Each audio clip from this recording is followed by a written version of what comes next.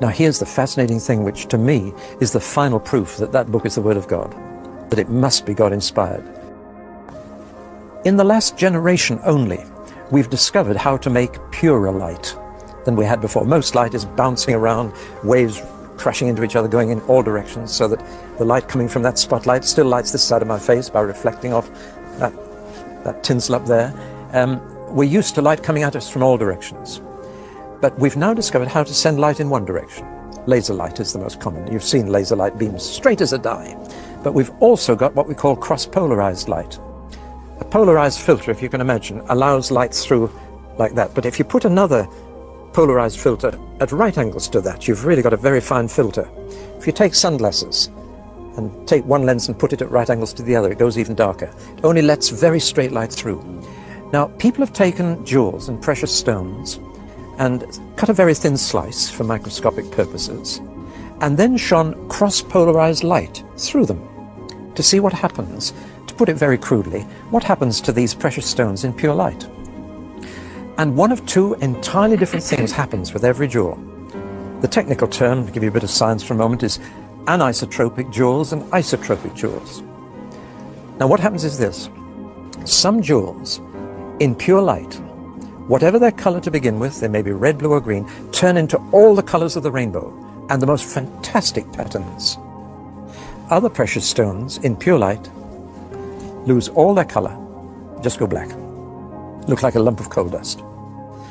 And it's only in this generation that people have discovered this unusual property. For example, diamonds in pure light are nothing.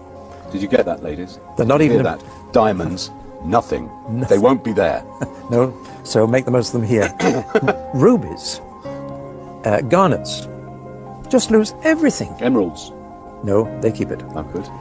There are other stones that are anisotropic and go into these beautiful colors. Now here's the fascinating thing.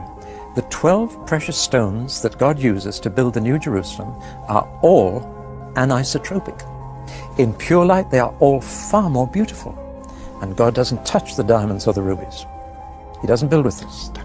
Now, let's just put on the screen a picture of these stones. Yeah. Look at the top 12 stones on this picture, and you'll see the stones of the New Jerusalem. Look at the 4 bottom ones at the bottom of the picture, and you'll see they're black, no attraction, whatever. Now then, who knew this 2,000 years ago? No scientist knew it. Nobody knew it. John the Apostle, writing down the book of Revelation as the Lord dictated it to him, he didn't know.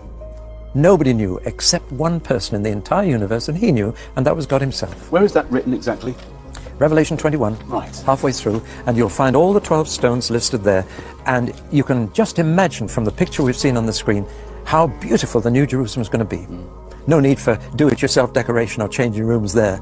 No need. The materials that God uses will be fabulous. On verse 19, 21 right. Verse 19. Read them out. The first foundation was jasper. Yeah. The second, sapphire. The third, chalcedony. The fourth, emerald. The fifth, sardonyx.